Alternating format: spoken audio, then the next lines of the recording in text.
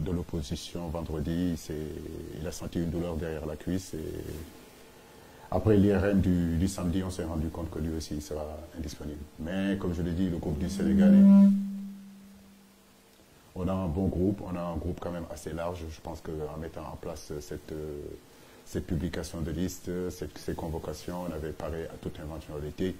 Et comme je le dis, ce qui est important, c'est que le Sénégal constitue un groupe de qualité et qu'on a vraiment la possibilité de changer même des joueurs blessés, même si on sait l'importance de Ismaïla. C'est l'occasion justement pour d'autres qui n'ont pas l'habitude de commencer ou bien d'autres qu'on n'a pas vu depuis longtemps reprendre aussi leur place et aider l'équipe à faire un très très bon match pour demain. Sinon, l'ensemble du groupe est là, on sera 22 demain et on a bien travaillé toute la semaine pour préparer ce match qui va en direction, si vous voulez, de la CAN en Côte d'Ivoire. Bonjour à tous. Oui, c'est vrai qu'il y a beaucoup de jeunes qui rejoignent la sélection et c'est très bien pour l'équipe. Mais comme le coach le dit souvent, le plus dur, c'est pas de venir la première fois, c'est d'y rester. Et d'y rester, c'est-à-dire faire ce qu'il faut en club, faire des performances en club. Et quand on vient en équipe nationale, on ne vient pas en vacances, on vient pour apporter son savoir-faire et surtout apporter quelque chose à l'équipe. Parce qu'on a besoin de ça. Et s'ils sont là, c'est qu'ils ont beaucoup de qualité et que le coach les a supervisés et pense qu'ils peuvent apporter quelque chose à l'équipe. Et nous, on est là pour leur faciliter l'intégration et surtout leur montrer le chemin, parce qu'on a beaucoup de cadres qui sont là aujourd'hui et qui peuvent leur montrer le chemin, et c'est l'avenir. Ils sont l'avenir de l'équipe nationale du Sénégal pour les prochaines années, et c'est super pour le peuple et pour l'équipe. Merci. Et concernant Lamine Camara, c'est un jeune que je suis beaucoup, que j'aime beaucoup, et voilà, on est là pour l'aider. Le numéro 5, pourquoi pas un jour pour lui, mais il faudra qu'il prouve et qu'il continue sur ce chemin. Ok, au suivant.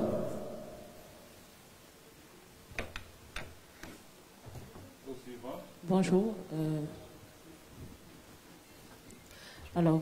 Bonjour coach, bonjour Ghana.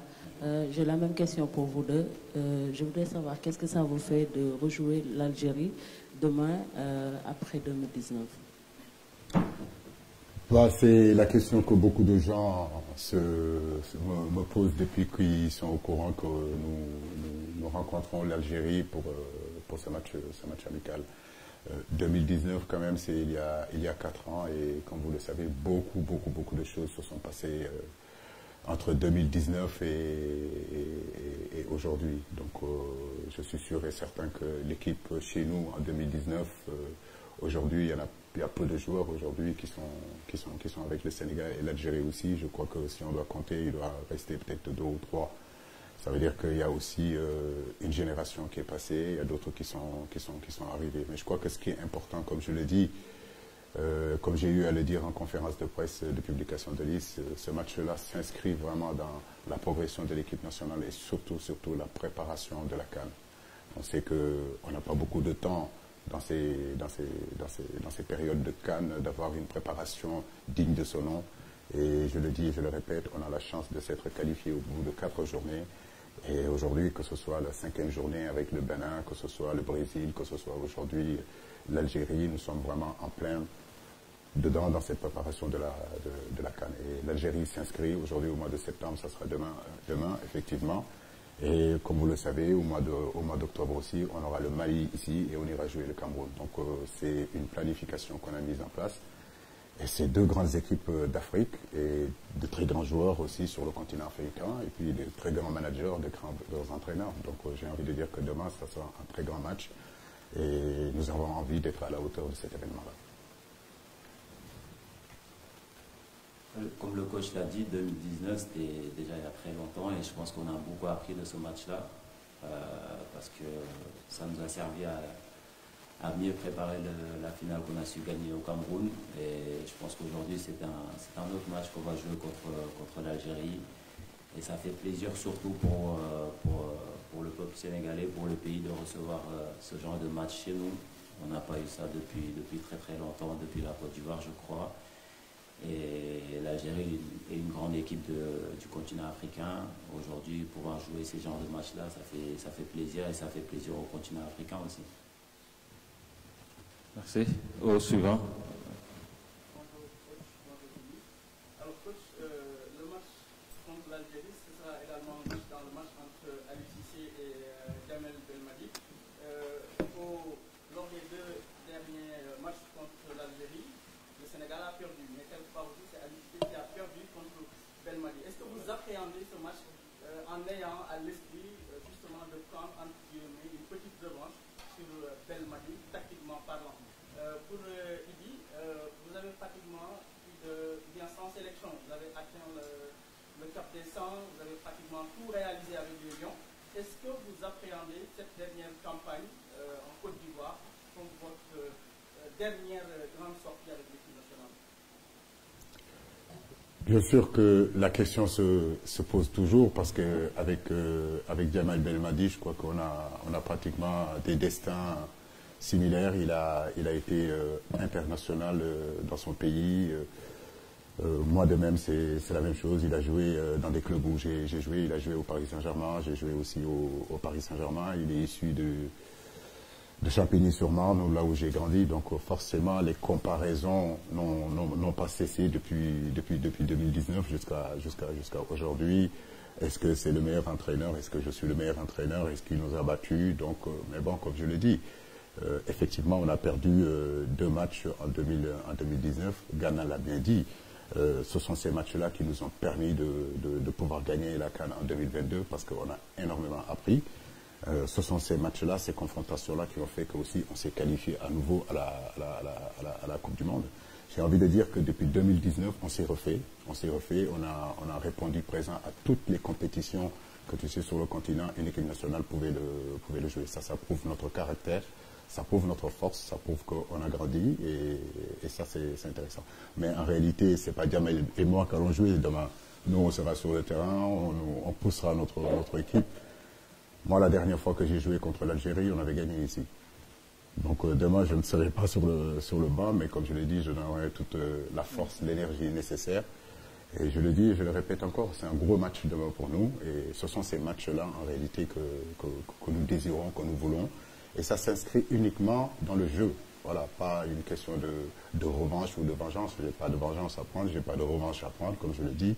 On a perdu une finale en 2019, on est retourné à la Coupe du Monde, on a gagné en 2022 la finale, on est resté à la tête du continent africain depuis un bon bout de temps, même si le Maroc y est.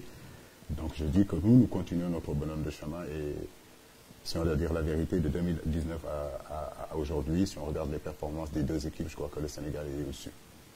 Maintenant, il faut le montrer sur le terrain demain. Okay. Yana? C'était quoi ta question?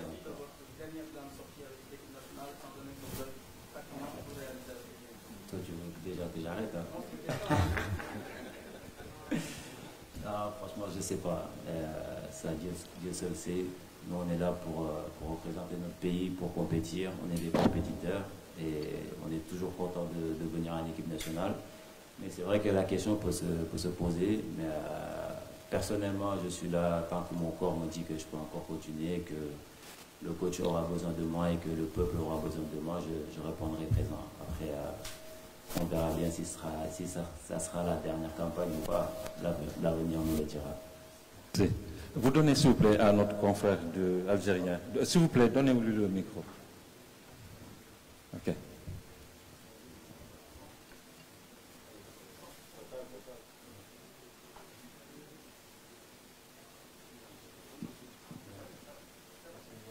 السلام عليكم. عليكم السلام. رضوان عنان, journaliste à la HDF TV, une chaîne sportive algérienne. Je vais commencer par le coach Aliou Cissé. Le coach Jamel Belmadi a pu convaincre plusieurs jeunes joueurs qui sont nés et grandis en Europe de rejoindre cette équipe algérienne. Qu'est-ce qu'il leur faut, coach, pour briller en Afrique, un continent complètement différent de l'Europe? Vous, qui est né en France, qui a grandi en France et qui a brillé en Afrique. Qu'est-ce qu'il leur faut à ces jeunes joueurs pour s'acclimater et briller ici? Ma question pour Gana Gueye, ça va être particulière s'il veut répondre, sinon il n'y a pas de souci. Parce que j'ai fait tout un reportage sur ce sujet, ça concerne son problème qu'il a eu récemment. Est-ce qu'il a un conseil pour les jeunes joueurs musulmans, pratiquants, s'ils se retrouvent un jour dans la même situation? Merci beaucoup, vous m'avez compris, Gana Gueye. Vous voulez revenir encore dans le passé, donc on n'a pas trop envie d'y revenir. Mais bon. Écoutez, aujourd'hui, ce qu'il faut comprendre dans l'évolution du football africain, c'est que l'Afrique reste l'Afrique, ça ne changera pas. Donc, avec ses réalités. Mais les réalités d'aujourd'hui ne sont pas les réalités d'hier. Nous, à notre temps, c'était beaucoup plus compliqué. Aujourd'hui, les binationaux, quand ils arrivent, il ne leur faut pas beaucoup de temps d'adaptation. Moi, j'en ai quand même pas mal dans notre équipe. Et d'ailleurs, un qui est le capitaine aujourd'hui, qui n'est pas né au Sénégal, qui n'a pas grandi au Sénégal. Et pourtant, aujourd'hui, c'est lui le capitaine. Donc, c'est notre réussite aujourd'hui. Il y a quelques années, on se posait la question sur la motivation, justement, des binationaux. J'aime pas trop parler comme ça, parce que ce sont des Sénégalais à 100%, il ne faut pas faire de différence entre celui qui est né au Sénégal et celui qui n'est pas né au Sénégal. Même s'il n'est pas né au Sénégal, ses parents, ses grands-parents, ses arrière-grands-parents resteront algériens et resteront sénégalais. Donc nous, de notre part, nous devons les prendre en tant que ça, en tant que tels, et puis les intégrer rapidement. Mais en réalité, que ce soit l'Algérie, que ce soit le Maroc, que ce soit le Sénégal ou d'autres pays, les binationaux s'intègrent de mieux en mieux. En Algérie, les binationaux se sont très bien intégrés sur ces dernières années parce que les conditions sont meilleures. Nous, à notre temps, c'était beaucoup plus compliqué. Mais aujourd'hui, véritablement, les outils en réalité utilisés par les fédérations, par la Confédération africaine aussi, de mettre les équipes nationales dans des meilleures conditions fait que en réalité, quand ils viennent ici, il ne leur faut pas beaucoup de temps pour s'adapter et s'intégrer. Donc pour moi, ce n'est pas un débat. En tout cas, nous, de notre côté, ce n'est pas du tout un débat.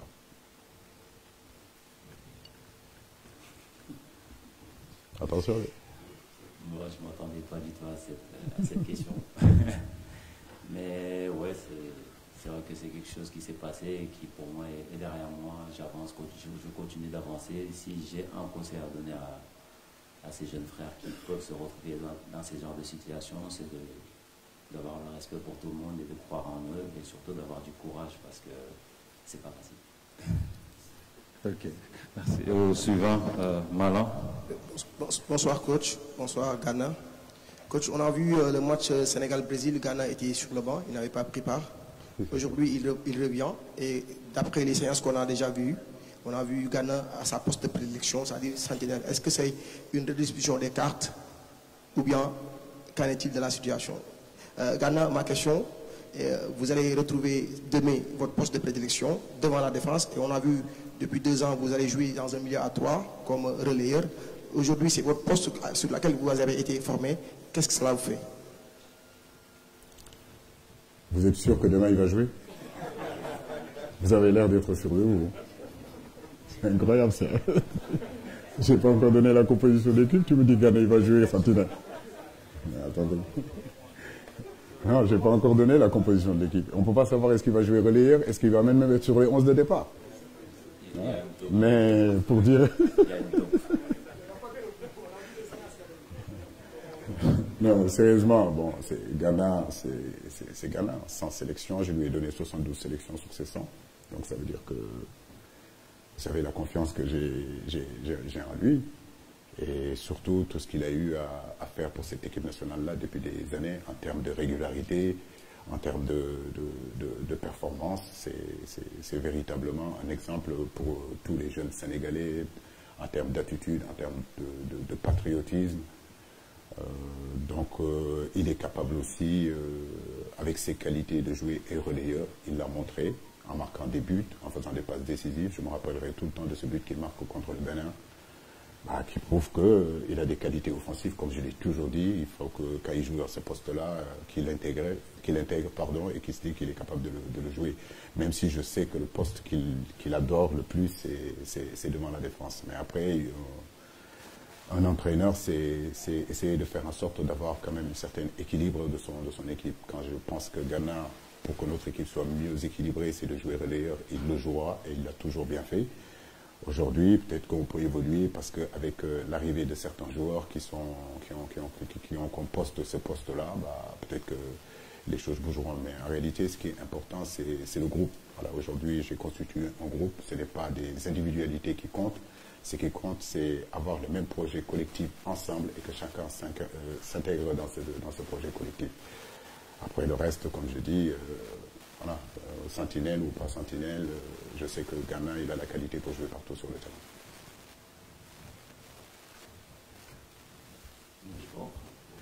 Bon, je pense, comme le coach l'a dit, aujourd'hui, le plus important pour moi, c'est pas ma personne, c'est l'équipe. Peu importe où le coach m'a fait jouer, relayeur, milieu gauche, milieu droit, sentinelle, c'est pas un problème pour moi. Je suis plus dans cette optique de... non, pas gardien, je suis trop petit. Je suis plus dans cette optique de trouver quelque chose ou d'essayer de gagner ma place. Je suis plus là pour aider l'équipe à avancer, à gagner des titres et surtout aider les jeunes à bien s'intégrer, aider le coach sur les messages qu'il peut transmettre au groupe. On est là pour l'équipe nationale, peu importe le poste où le coach m'a fait jouer, je répondrai présent. Bonjour coach, Fouad Smaïl, j'ai eu l'occasion de vous interviewer 2015-2016 au stade d'El Gharafa, avant un match contre le Qatar. Même j'ai interviewé le président un an avant. Vous m'avez donné presque les mêmes indices de travailler dans la continuité et la formation. Pensez-vous être arrivé à votre objectif, surtout quand on voit les sélections sénégalaises tout ravager sur le continent africain?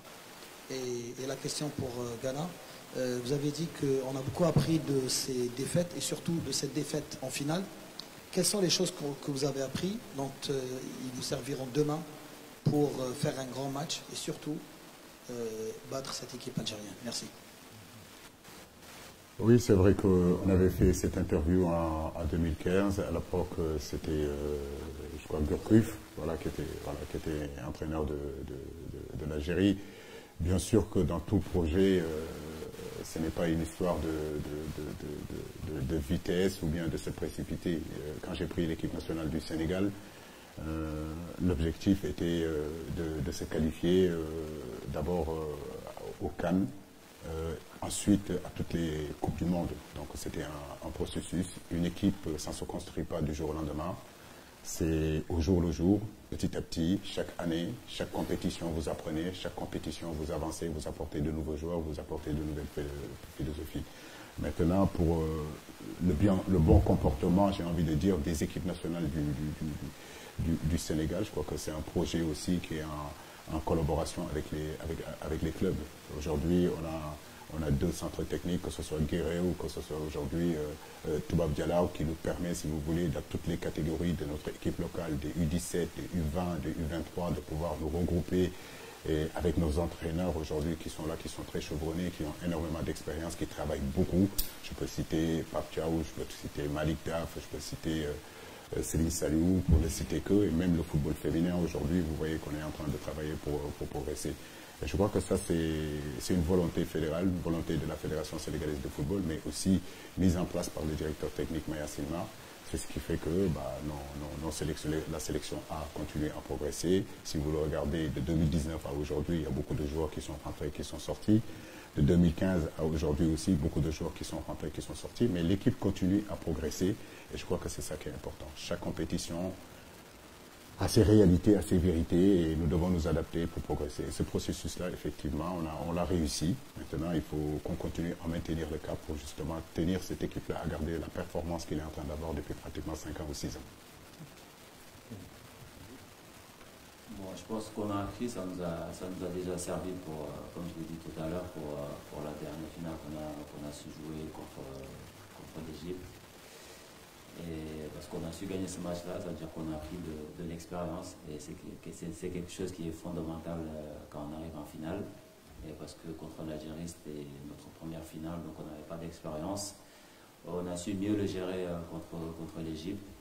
Et pour le match de demain, je ne vais pas vous dévoiler ce qu'on a préparé pour l'Algérie, parce que on a préparé quelque chose avec le staff et avec toute l'équipe, parce qu'on a envie de gagner ce match-là, et surtout on a envie de faire du plaisir, de donner du plaisir à notre peuple et à notre public, et surtout de prendre du plaisir aussi sur le terrain, donc on verra bien. Merci. Nous allons prendre deux autres questions. Oui, madame. Après vous. Oui.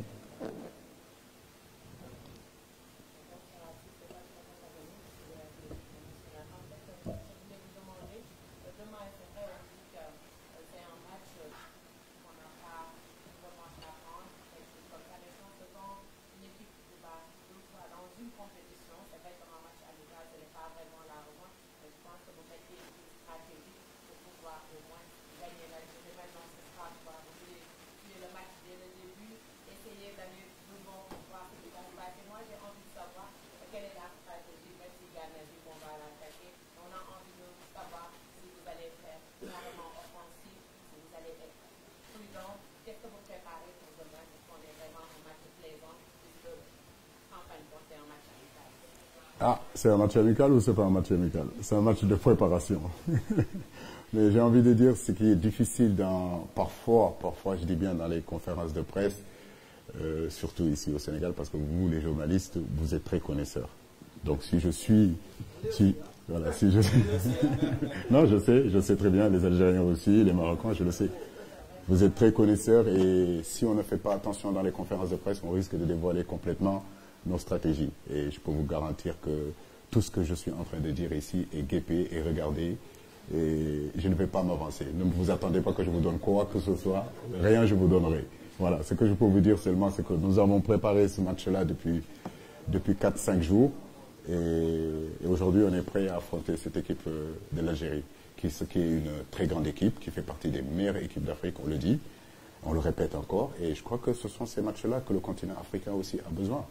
Et tant mieux, demain, comme je l'ai dit, ce sera le Mali, j'espère que le Maroc viendra ici, et j'espère que la France viendra jouer ici.